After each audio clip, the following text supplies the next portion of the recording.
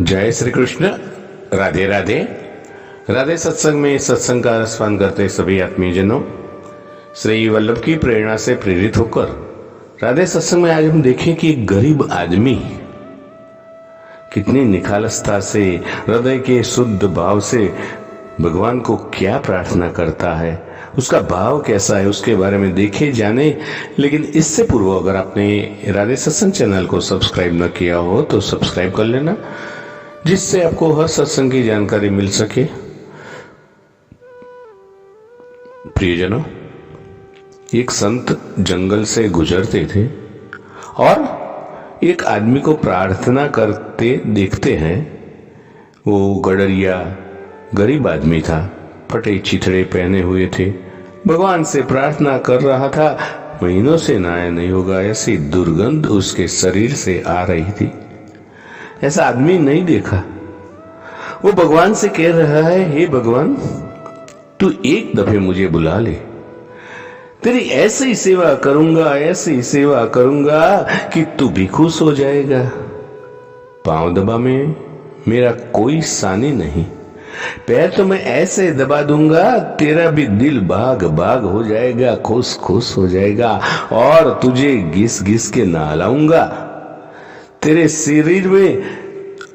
सिर में जो जुए पड़ गए होंगे ना, तो मैं उनकी भी सफाई कर दूंगा। संत तो बर्दाश्त के बाहर हो गया कि ये आदमी क्या कह रहा है। मैं रोटी भी अच्छी बनाता हूँ, साग सब्जी भी अच्छी बनाता हूँ, रोज भोजन भी बना दूंगा। थका मादा आएगा तो पैर भी दबा दूंगा, नहला भी दूंगा। अरे तू एक दफे मुझे मौका तो दे। संत ने कहा, बे चुप कर, चुप अज्ञानी, तू क्या बातें कर रहा है? तू किससे बातें कर रहा है? भगवान से। और उस आदमी की आंख से आंसू बह गए। वो आदमी तो डर गया। उससे कहा, मुझे क्षमा करे, कोई गलत बात कह दी मैंने। संत ने कहा, गलत बात? और क्या गलती हो सकती है? भगवान को जुए पड़ गए, पिस्सू हो गए, उसका कोई पैर दबाने वाला नहीं, उसका कोई भोजन बनाने वाला नहीं। तू भोजन बनाएगा और तू उसे घिस घिस के नहलाएगा, धोएगा। तूने बात क्या समझ रखी है? भगवान तो कोई गडरिया है। और वो गडरिया रोने लगा। उसने संत के पैर पकड़ लिए, कहा, मुझे क्षमा करो, मुझे क्षमा करो, मुझे क्या पता, मैं तो एक बेपढ़ा लिखा गवार हूं, शास्त्र का कोई ज्ञान नहीं है, अक्सर सीखा नहीं हूं, कभी यही पहाड़ पर इसी जंगल में भेड़ों के साथ ही रहता हूं, भेड़िया हूं, मुझे क्षमा कर दो। अब कभी ऐसे भूल न करूंगा, मगर मुझे ठीक ठीक से प्रार्थना समझा दो। संत ने उसे ठीक ठीक से प्रार्थना समझाई।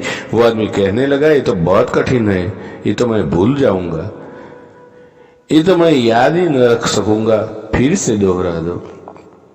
संत ने फिर से दोहरा दी। वो बड़े प्रसन्न हो रहे थे मन में कि एक आदमी को राह पर ले आए, भटके हुए को।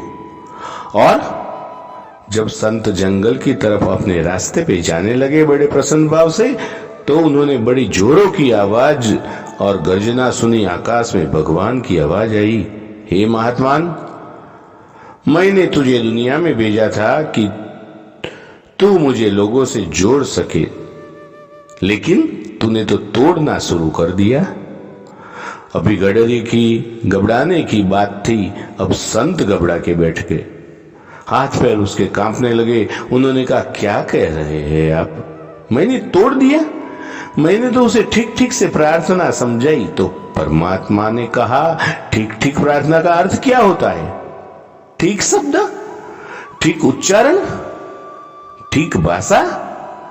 ठीक प्रार्थना का अर्थ होता है हार्दिक भाव।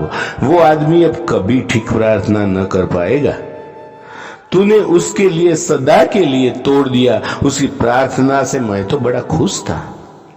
वो आदमी बड़ा सच्चा था, वो आदमी बड़े सच्चे हृदय से बातें कर रहा था। रोज कहता था, मैं उसकी प्रतीक्षा करता था रोज कि कब गडरिया प्रार्थना करेगा। इससे फर्क नहीं पड़ता कि हमारे शब्द क्या है, इससे ही फर्क पड़ता है कि हम क्या है।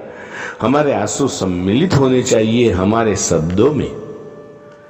जब हमारे शब्द हमारे आंसुओं से गीले होते हैं ना, तब उनमें हजार हजार फूल खिल जाते हैं।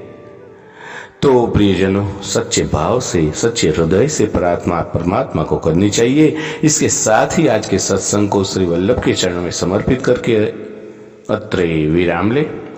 फिर मिलेंगे राधे सत्संग में नए सत्संग के साथ। जय श्री कृष्ण। राधे राधे।